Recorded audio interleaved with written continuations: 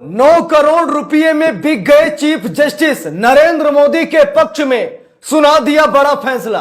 दोस्तों बड़ी खबर सामने आ गई है, जहां पर सुप्रीम कोर्ट के वकील प्रशांत भूषण साहब ने बहुत बड़ा चौंकाने वाला खुलासा किया है। दोस्तों आप सभी को पता है कि नरेंद्र मोदी के मामले में हमारे देश की अदालतें, हमारे देश के तमाम बड़े बड़े जज, यहां तक कि सीजीआई तक नरेंद्र मोदी के खिलाफ नहीं जा रहे हैं। जब जब मांग की गई, जब जब देश ने सुप्रीम कोर्ट में यह मांग की कि नरेंद्र मोदी के काले कानूनों को रद्द कर दीजिए, नरेंद्र मोदी पर एक्शन ले लीजिए, नरेंद्र मोदी के इशारे पर नाचने वाले चुनाव आयोग पर एक्शन ले लीजिए, तब तब हमारे देश की अदालतों ने याचिका को खारिज किया है। क्या दोस्तों जज बिकते भी हैं?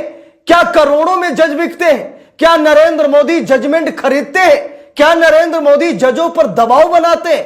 क्या नरेंद्र मोदी मनमाने कानून इसीलिए पास कराते हैं क्योंकि सुप्रीम कोर्ट में उनके तमाम दलाल जज बैठे हैं?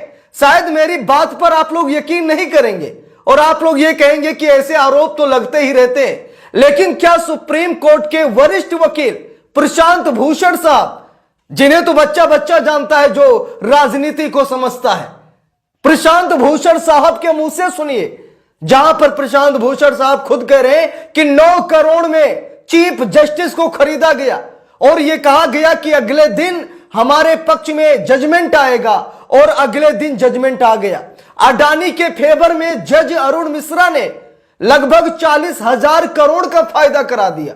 रंजन गोगोई को ले लीजिए, नरेंद्र मोदी के पक्ष में राम मंदिर का फैसला सुनाते हैं, बाद में उन्हें राज्यसभा का सांसद बना दिया जाता है। दोस्तों ईवीएम का मुद्दा पुराना है, कई सीजीआई आए, कई सीजीआई गए, लेकिन किसी सीजीआई में यह दम नहीं देखा गया जो ईवीएम को बैन कर सके। चाहे वो सीजीआई रंजन गोगोई रहे हो या फिर डीवाई चंद्रचूड़ रहे हो, चाहे आज सीजीआई जस्टिस संजीव खन्ना रहे हो। दोस्तों मैं आपको वीडियो दिखाना चाहता हूं। सबसे पहले आप लोग ये वीडियो देखिए, उसके बाद मैं आपको दिखाऊंगा कार्यपालिका और न्यायपालिका में किस तरीके से याराना और दोस्ताना की ये जो बू आ रही है, इसे आप सभी को जरूर देखना चाहिए। सबसे पहले आप ये वीडियो देखिए, जहां पर प्रशांत भूषण साहब ने जो बातें कही हैं कलेजे को फाड़ देंगे कि जज बिकते भी हैं और लाखों में नहीं करोड़ों में बिकते हैं। जजमेंट खरीदा भी जाता है, लाखों में नहीं करोड़ों में खरीदा जाता है। सबसे पहले आप लोग ये वीडियो देखिए, जहां पर प्रशांत भूषण साहब बहुत बड़ी जानकारी दे रहे हैं। वीडियो देखिए कि मैंने 9 करोड़ रुपए देकर, घूस देकर, चीफ जस्टिस को घूस देकर ये जजमेंट खरीदा है। मेरे पास ये आदमी आया था, उसने बोला 9 करोड़ में इसने जजमेंट खरीदा है और कल ये जजमेंट आ जाएगा, आप देखिएगा। और यकीनन अगले दिन वो जजमेंट आ गया। गोगोई साहब का ही एग्जाम्पल ले लीजिए, अयोध्या का जजमेंट दिया, रफाल का जजमेंट दिया और तुरंत रिटायर होने के बाद उनको राज्यसभा का मेंबर बना दिया। अरुण मिश्रा को देख लीजिए, इतने सारे जजमेंट अडानी के फेवर में तो उन्होंने कम से कम 40,000 करोड़ रुपया अडानी को प्राप्त करवाया। कम से कम 6 जजमेंट्स दिए अडानी के फेवर में। उनको रिटायरमेंट के बाद एनएचआरसी का चेयरमैन बना दिया। तीसरा कारण बहुत खतरनाक कारण है, बहुत खतरनाक। इन्होंने सारी एजेंसीज को लगाकर सब जजेस के ऊपर डोसियर बना रखे हैं। पूरे जजेस के आईबी, सीबीआई, इनकम टैक्स सब लोगों से छानबीन कराते हैं। और अगर किसी जज या उसके किसी नजदीकी रिश्तेदार के बारे में कुछ ऐसी इंफॉर्मेशन मिल जाए जिससे उसकी कोई कमजोर नब्ज को पकड़ा जा सके, तो उसके आधार पर ब्लैकमेल करते हैं। कह देते हैं कि देखिए हमारे पास ये है, अब आप सोच लीजिए। दूसरा कानून सरकार ने पेश किया है कि चीफ जस्टिस को हटाकर एक minister to be nominated by the prime minister, यानी कि एक प्राइम मिनिस्टर, एक उनका मिनिस्टर, एक leader of opposition. Law minister 4 secretaries के नाम अपने हेड से निकालता है, जैसे ड्रॉ ऑफ लॉट्स में होता है ना, 4 सेक्रेटरीज के नाम उसने निकाले। वॉलंटरी रिटायरमेंट में 3 महीने का नोटिस लाजमी होता है। तो आप लोगों ने यहां पर वीडियो देखा और वीडियो देखने के बाद आप लोगों को लग गया होगा कि ईवीएम पर फैसला क्यों नहीं आ पा रहा है। ईवीएम की याचिका सुप्रीम कोर्ट में जाती नहीं कि शायद उससे पहले नोटों की गड्डी पहुंच जाती है। दोस्तों अभी हाल फिलहाल में जब डीवाई चंद्रचूड़ का कार्यकाल 10 दिन का बचा था, तब डीवाई चंद्रचूड़ के पास हरियाणा चुनाव धांधली मामले में एक याचिका दायर की गई थी कि चुनाव को रद्द कराया जाए, शपथ ग्रहण को रद्द कराया जाए, दोबारा से चुनाव कराया जाए। बहुत बड़े लेवल पर धांधली हुई है। डीवाई चंद्रचूड़ ने याचिका को पढ़ा तक नहीं और डांट कर भगा दिया कि दोबारा यहां पर इस तरीके की याचिका लेकर मत आना। डांट कर भगा दिया। सोचिए अब ये कैसे हुआ कैसे नहीं हुआ।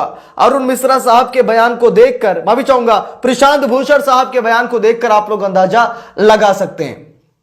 दोस्तों, सीजीआई जस्टिस संजीव खन्ना के पास अभी हाल ही में नरेंद्र मोदी और चुनाव आयोग के खिलाफ एक मामला गया था, जिसमें याचिकाकर्ता ने कहा कि 2023 में प्रधानमंत्री नरेंद्र मोदी ने चुनाव आयोग को अपने अंडर में ले लिया था।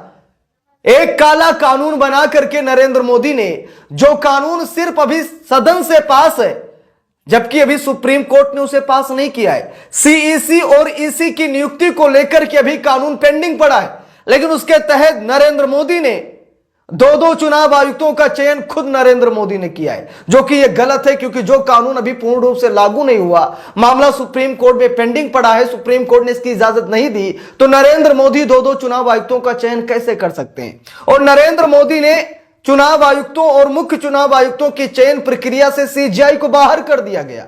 यह मांग की गई कि सीजीआई को शामिल किया जाए, लेकिन न्यायमूर्ति सीजीआई जस्टिस संजीव खन्ना ने इस मामले की सुनवाई करने वाली बेंच से खुद को अलग कर लिया। जरा सोचिए, सीजीआई खन्ना ने कहा कि देखिए हम इस मामले की सुनवाई नहीं कर सकते, जनवरी में देखेंगे कि सुनवाई करना है या फिर नहीं करना है।